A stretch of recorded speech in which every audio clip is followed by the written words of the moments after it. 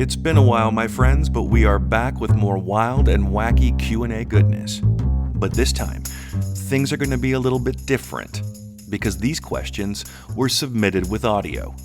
And not just the voice of any old inquisitive gal or fella faithful listeners, today is a real treat, as my not-so-old friend, acclaimed singer, songwriter, and all-around heartbreakin sassy pants Chrystal Leigh of Nashville sensation Sons of Daughters is the one on the mic. Now, we're seriously old school, son.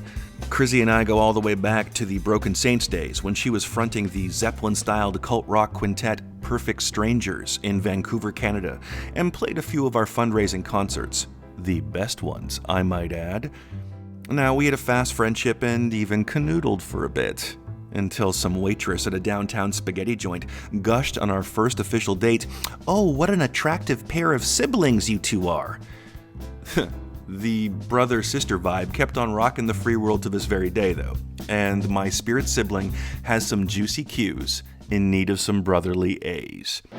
So, get ready for revelations on everything from my best drug experience, fave sex position, and girls with mommy versus girls with daddy issues, to the age-old question of blondes versus brunettes.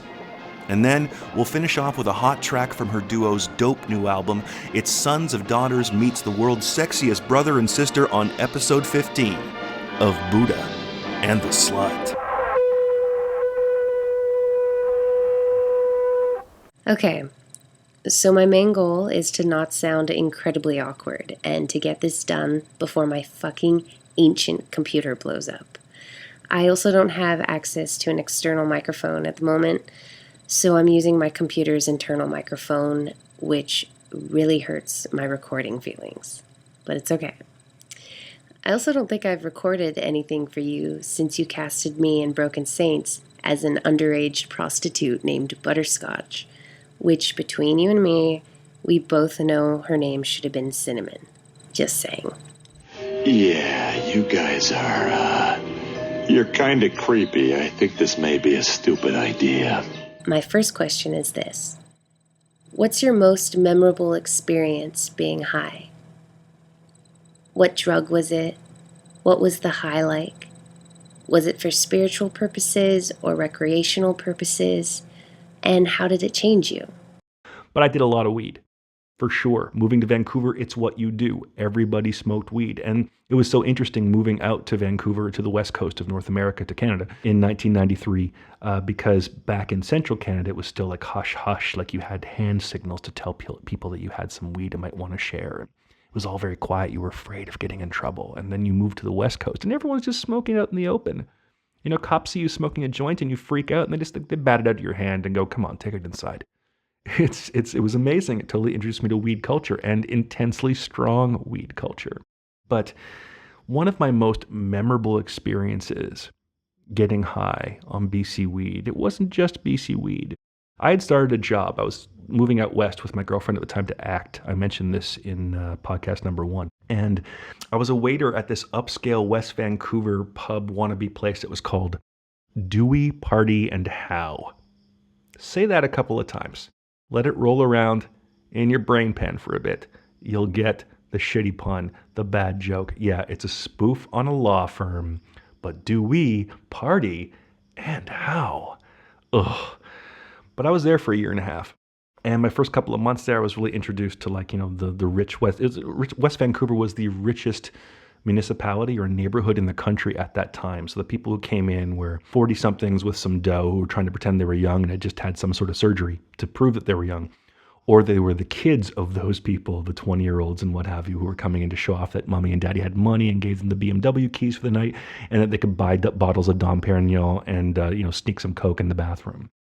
Well, I had done a couple of shifts, a few months worth of shifts, and I was getting more and more comfortable, but they told me to be terrified of New Year's Eve. Now, I wasn't even thinking of money at this point. I was like, "Oh, give the shift to somebody else." They're like, "No, Brooke, we want you here for New Year's Eve. We need more men here.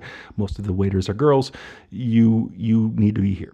And I was super nervous about it because I had dropped a few trays. I couldn't afford to give away my tips to pay for a bottle I dropped. I was a clumsy guy, not a great waiter, but I tried to smile a lot.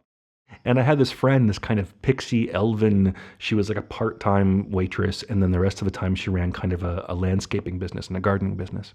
She was a little bit older than me, a few years. I was 23, I think she was 25. Again, she seemed kind of ethereal, but she had a deep voice and a swagger, and I liked it. Had dirt under her nails, so I liked that too. And she saw how nervous I was to do this shift. You know, everyone, we all got in, we got spoken to, we got told about breakage and all these other things. And I'm freaking out about the rush of people that will come at 9 o'clock. I'm scared it's going to be overwhelming. And this girl, she takes me out back to the parking lot, tells me to come back and help her carry something inside. But it was an excuse. Her thing was, okay, Brooke, you need to calm down and get your confidence up. I'm going to give you something for that. And she lights a joint, and I'm like, oh, no, it might make me paranoid. I might get overwhelmed. And she's like, no, don't worry. This is special. You'll be fine. And she takes a drag off the joint, and then she flips it in her mouth. And it was my first shotgun. I think it was my first, or maybe I did one in university, but this was the first intimate one. She grabbed both sides of my face, pulled open my jaw with her thumbs, and just shotgunned that smoke right into my mouth and down my throat. And it smelled a bit different. And it tasted a bit different. It was nice. It was a bit sweet, but slightly acrid. And it just felt different. She's like, there you go. You'll be fine. A little bit of Cocoa Puff for you. Find me when the clock strikes 12. Now, I was not hip to the drug vernacular at the time. When she said, this is Cocoa Puff, I'm like, oh, it's some sort of strain of marijuana. I keep hearing of Maui Wowie and Thai Stick and the 5 or 6 strain names that were going around at the time, the good old days. But quickly enough, I learned that Cocoa Puff means, oh my God, this weed was dusted with cocaine. And I hadn't done coke before. I knew what its effects were supposed to be, but I didn't know how it would affect me with marijuana. I was already nervous enough. Am I going to have a heart attack? Am I going to die? Am I going to get violent? What's going to happen? Because, you see movies. I've watched Scared Straight when I was young. I figured something horrible's going to go on. And then I walked inside. And it was like, God, how do you describe this?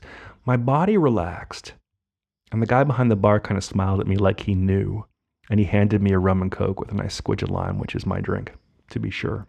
And I drank that down, and it was like my body completely relaxed because of the weed.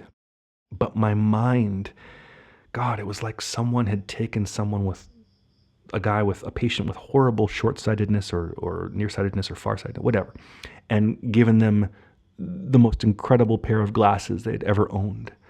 The room became sharp, and I mean sharp. The contrast between objects it was a painting.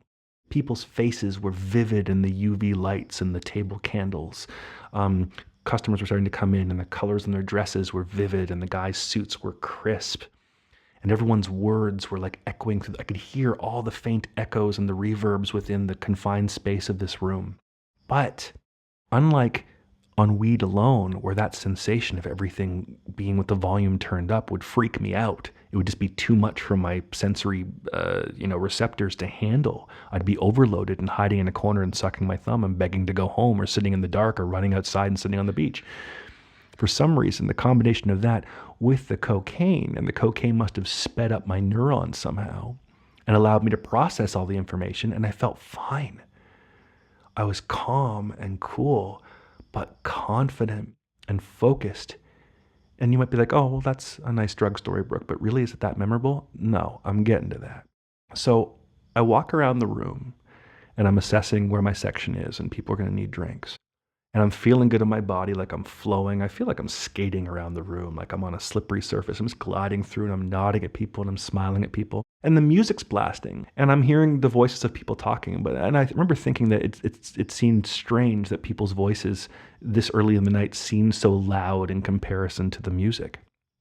And I went and I took a couple people's drink orders, and I grabbed the tray. No, actually, I went back. I grabbed the tray. I came back to my section after I'd gotten acquainted with it and said my hellos. And I started going to the tables. And I'd go to each table.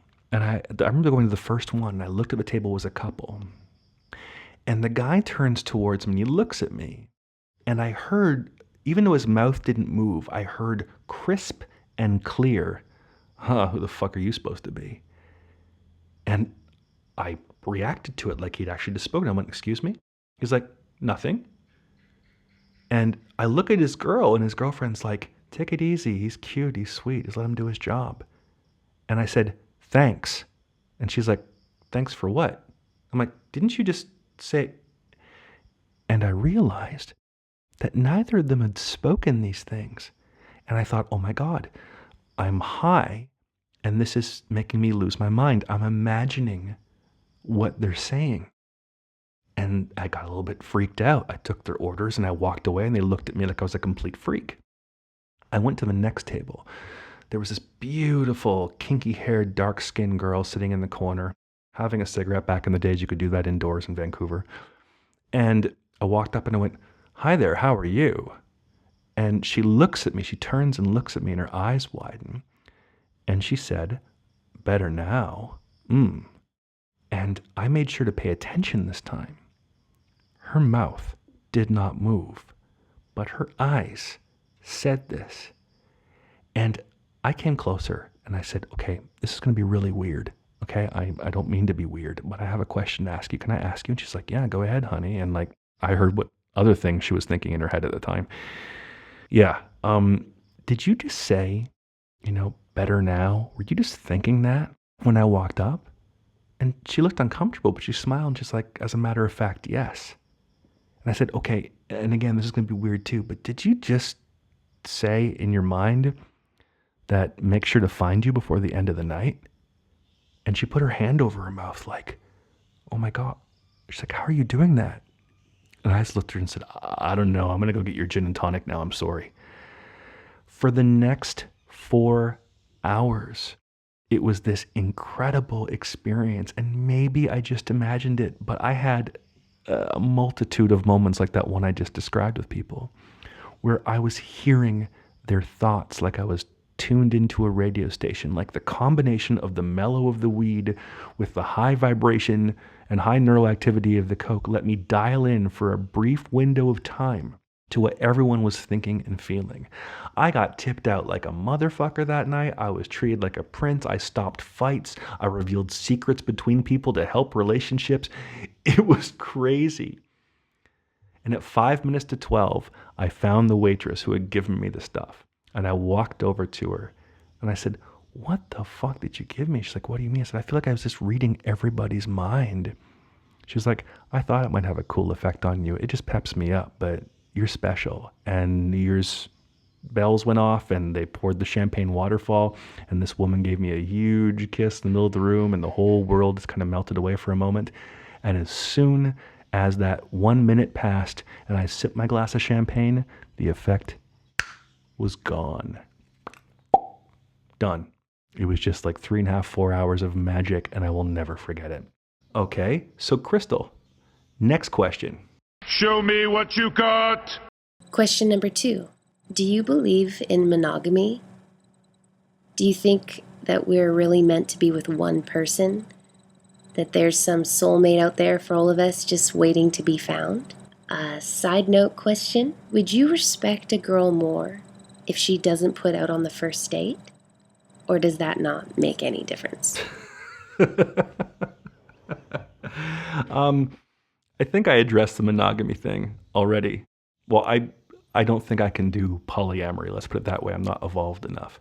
As far as monogamy is concerned, do I think there should be one person for life? Who am I to say? But honestly, the odds are against it. I believe in serial monogamy. I think that, like with events in your life and jobs and family, everything, it's all transitional.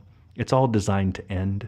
I think people come into your life for a specific purpose for a period of time, and then we might want to hold on to that. We cling to it, and it ends up causing us more pain than good. But for the sake of ego and for the sake of constancy and security and for the sake of this ideal, this value of monogamy, we feel like we have to hold on to it and milk it till it's dust. I do prefer to commit myself to one person, though, romantically at a time to really learn the lessons I need to learn. And it's hard for me to believe that there are nearly 8 billion people on this planet and that there's a soulmate for everyone. I'm sorry, that's just not realistic. We die alone.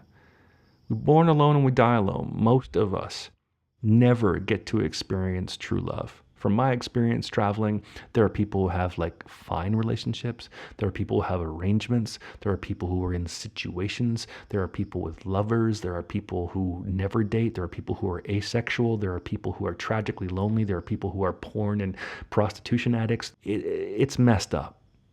It's messed up. And I think that clinging to an illusion of lifelong romantic love.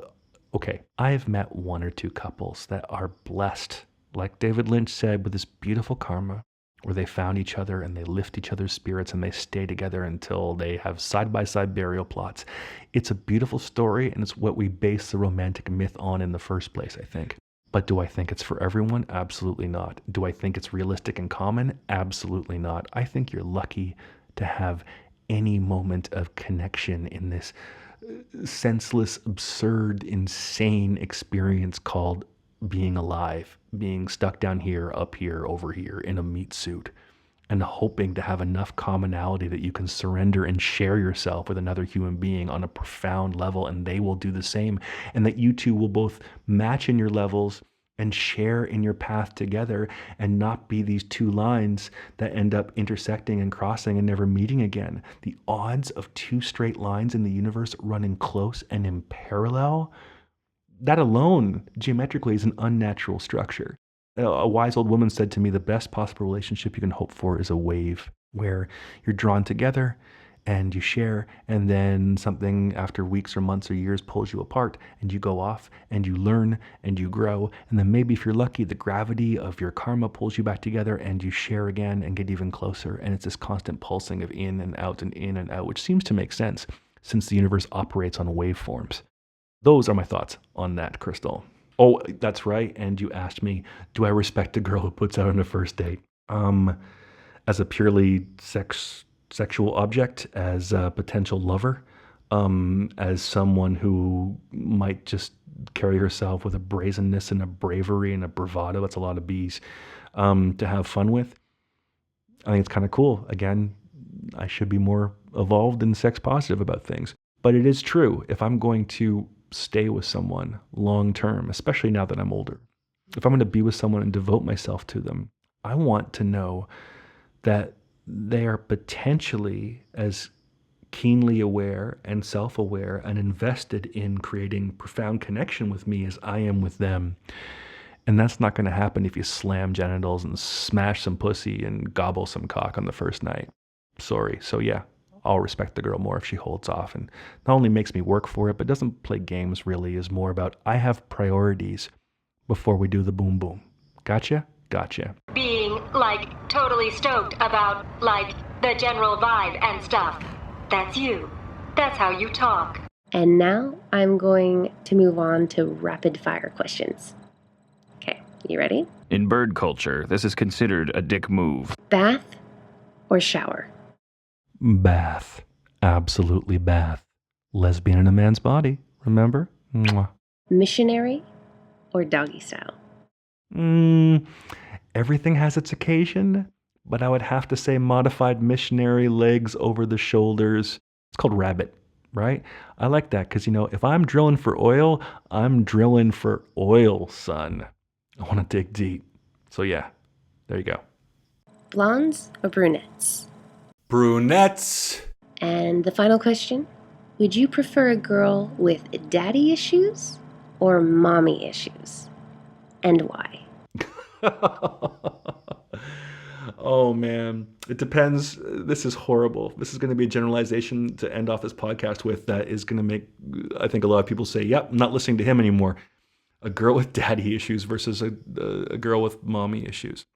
Hey, I got mommy issues. I think Freud was right in a lot of things. Believe it or not, I think that he's coming back in vogue now with in the psychological community about what our drives are and what defines us, and how the formative year relationship with the opposite sex parent has a huge impact on who we are. That said, girls with mommy issues who don't respect other women or themselves, or women in authority at least, tend to have a lot of male friends.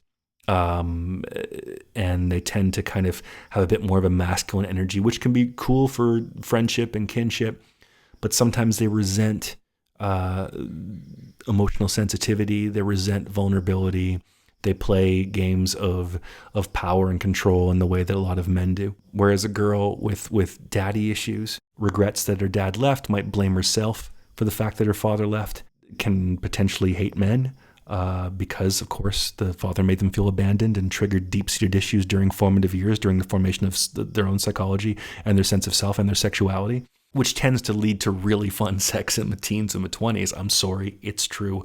Girls, at least in my time, in my era, and I think now too, because I see a lot of girls who travel, the girls who didn't have great relationships with their dads tend to really try to connect with men in a way that will command attention and make them feel beautiful and make them feel empowered. And sexual attention and transfer of power is the easiest way to do that. So yeah, do I prefer a girl with daddy issues or mommy issues? If I'm just going to have sex, daddy issues. If I want to have a relationship, mommy issues, because it would bring out more of my masculine side. I'd have to match her in some way. I just love it when you take charge, you man, you. That's all for now, kittens and cats. Please stick around for Chrystal's exclusive track, Catching Feelings. Google the latest and greatest from Sons of Daughters, and keep an eye peeled for the new music competition show, The Launch, in early 2018, where they'll be featured in the songwriting trenches, gunning for the next big record deal. Now, I'll be back in 2 weeks for an in-depth chat with notorious Aussie chef and my pilgrimage sidekick through Thailand, Antonio Bruno. Until then, spread the good word and hug your nearest nerd. Ciao, Bella.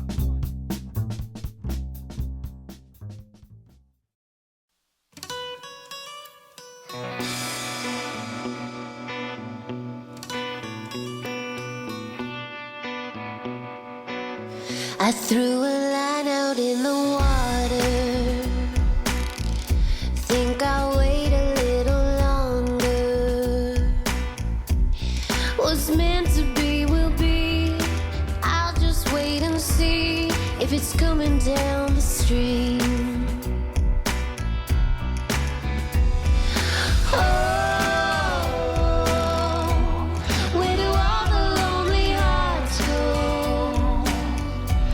I can't be the only one underneath the sun looking for someone.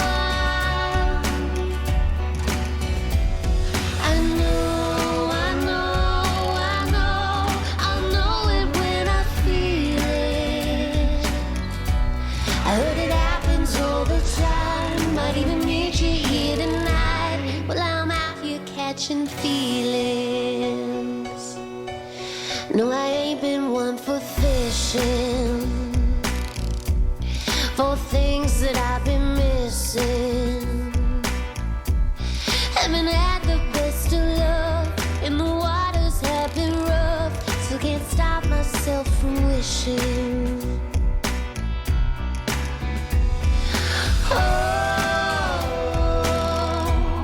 Where do all the lonely hearts go? I can't be the only one underneath the sun looking for someone.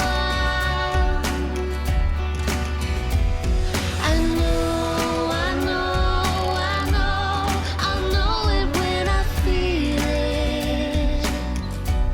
I heard it happens all the time. Might even meet you here tonight. Well, I'm out here catching feelings.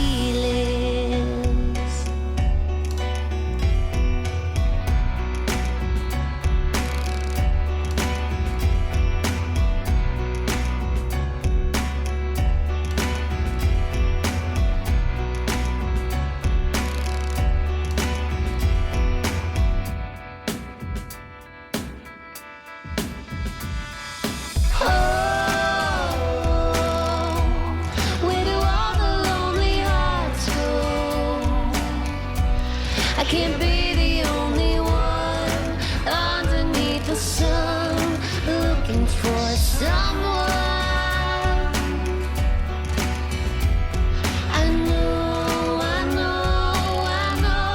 I'll know it when I feel it. I heard it happens all the time. Might even meet you here tonight. While I'm out here catching feelings.